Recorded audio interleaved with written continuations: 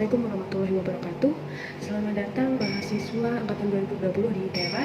Selamat datang juga di Laboratorium Kimia Dasar ITERA. Di sini kita akan belajar tentang kimia dasar 1 dengan judul pertama yaitu pengenalan laboratorium.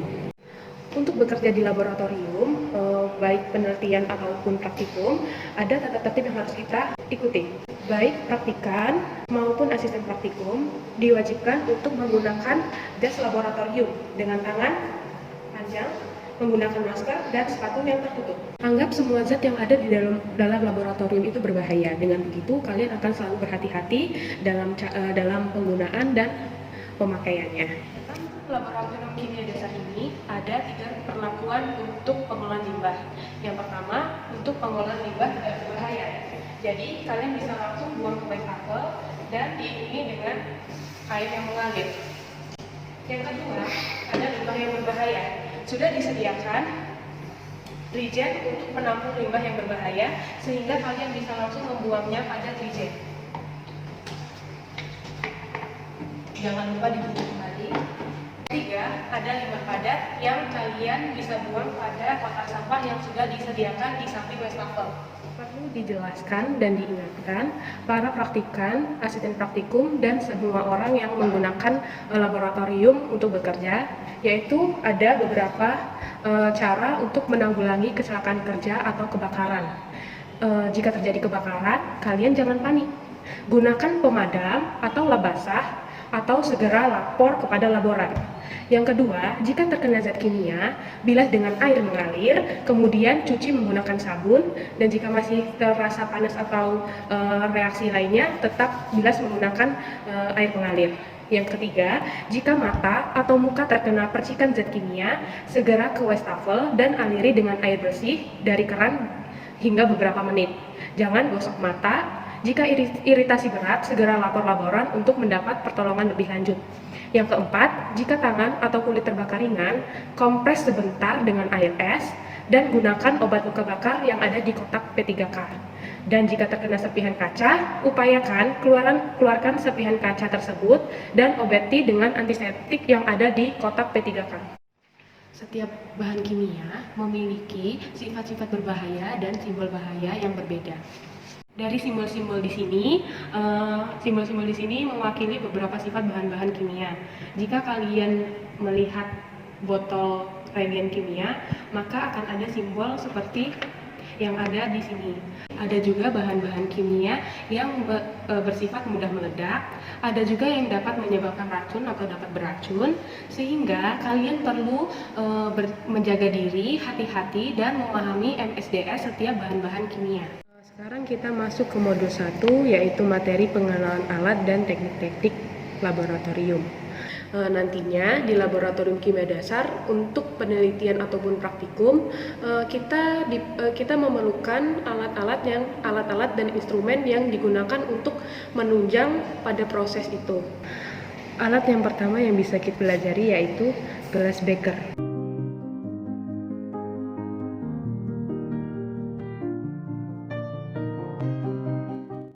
Glass beaker biasanya digunakan untuk menampung cairan atau larutan serta bisa digunakan juga pada saat pemanasan. Untuk ukuran glass beaker bisa dilihat pada bagian luar. Di sini saya memegang glass beaker dengan ukuran 100 ml. Glass beaker ini, sekalipun dia memiliki ukuran tertentu, tidak dapat mengukur larutan atau volume larutan secara tepat, sehingga kalian bisa menggunakan gelas ukur. Gelas ukur dapat digunakan untuk mengukur volume larutan. Jika dirasa menggunakan glass beaker tidak terlalu tepat, bisa dialihkan dengan menggunakan gelas ukur. Karena gelas ukur memiliki keakuratan yang lebih daripada glass beaker.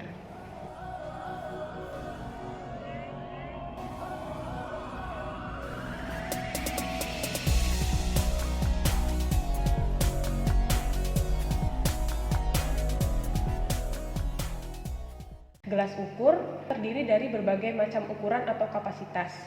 Gelas ukur biasanya terdiri dari 5 mili kapasitas yang terkecil sampai 2000 ml. Alat selanjutnya yaitu Erlenmeyer. Erlenmeyer memiliki kegunaan yang hampir mirip dengan glass beaker. Namun, karena berbentuk labu, Erlenmeyer biasanya digunakan untuk mengaduk cairan atau mengocoknya. Bisa digunakan juga pada saat titrasi. Untuk titrasi, ada labu yang disebut labu titrasi yang bentuknya mirip Erlenmeyer tetapi lehernya lebih besar.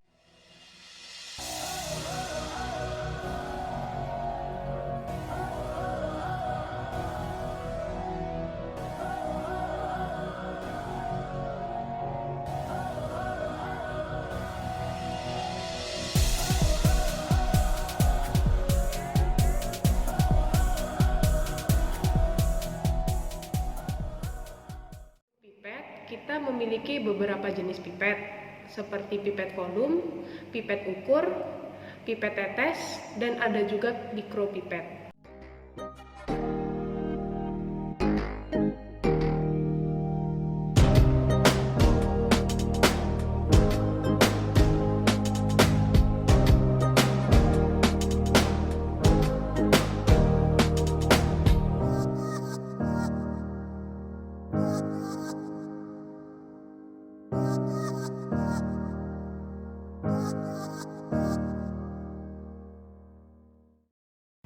Untuk menggunakan pipet volum dan pipet ukur, kita juga memerlukan bab atau pipetor. Bab merupakan alat untuk menyedot larutan yang dapat dipasang pada pangkal pipet ukur. Biasanya, bab atau pipetor dipasang pada pangkal pipet. Bab memiliki 3 saluran yang masing-masing saluran memiliki katup. Katup yang bersimbol A atau aspirate berguna untuk mengeluarkan udara dari gelembung. Bisa dicontohkan seperti ini, kita pencet A dan kita pencet, udaranya keluar. Selanjutnya, kita memiliki katup S atau suction, merupakan katup yang jika ditekan maka cairan dari ujung pipet akan tersedot ke atas. Kemudian ada katup E atau egg house, berfungsi untuk mengeluarkan cairan dari pipet ukur. Kemudian kita pasang bab ke pangkal pipet ukur seperti ini.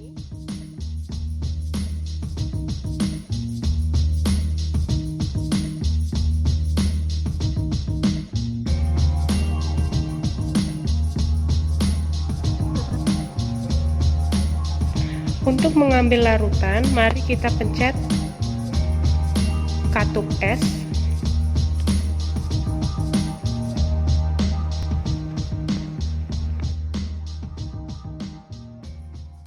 Untuk meletakkan larutan yang telah diukur tadi, kita bisa memencet tombol atau katup E.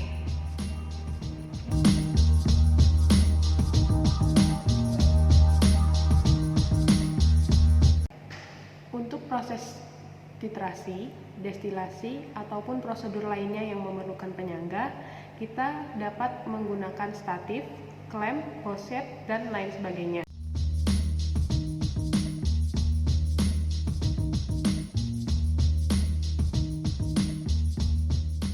Kita memiliki cawan. Untuk cawan, kita memiliki 3 jenis cawan, yaitu cawan krus, ada cawan porselin, kemudian ada cawan arloji. Selanjutnya, alat yang biasa kita gunakan yaitu labu ukur. Labu ukur terdiri dari berbagai macam. Biasanya digunakan untuk menyampurkan suatu larutan atau digunakan juga untuk proses pengenceran. Pasti kalian sudah tidak asing dengan yang namanya timbangan. Cara penggunaannya yaitu sebelum menggunakan, pastikan kabel sudah tersolok, kabel penghubung dari listrik sudah tersolok. Kemudian kita pencet tombol on untuk mengaktifkan timbangan. Setelah itu kita timbang. Kita timbang menggunakan kaca arloji. Kita buka. Kemudian kita letakkan kaca arlojinya. Nah, untuk menimbang di neraca analitik ini, kita tidak diperkenankan untuk mengeklik tombol zero. Setelah itu, kita masukkan bahan yang akan diukur. Setelah kita mencatat hasil akhirnya, kemudian kita ambil. Kemudian setelah selesai menggunakan timbangan, jangan lupa kita off-kan. Dan yang terpenting, jangan lupa bersihkan sekitar timbangan dan meja timbangan yang digunakan untuk menimbang. Untuk mengambil larutan yang bersifat asam pekat, kita bisa menggunakan lemari asam. Bisa dilihat lemari asam. Untuk menggunakan lemari asam, yang pertama kita lakukan adalah memencet kedua tombol ini untuk lampu dan menghidupkan power lemari asam.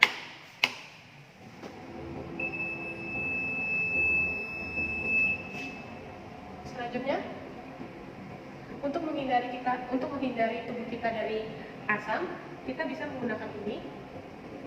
Kita angkat secara perlahan-lahan.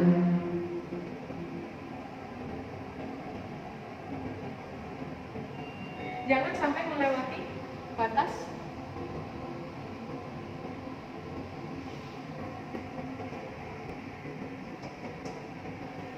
Setelah kita menggunakan lemari asam, kita tutup lemari asam dengan perlahan-lahan.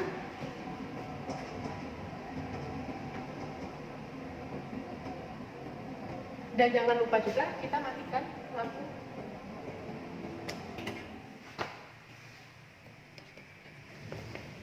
Kemudian, instrumen yang biasa kita temui pada lab kimia yaitu oven. Cara membuka oven yaitu dengan cara kita menggeser pemegang oven.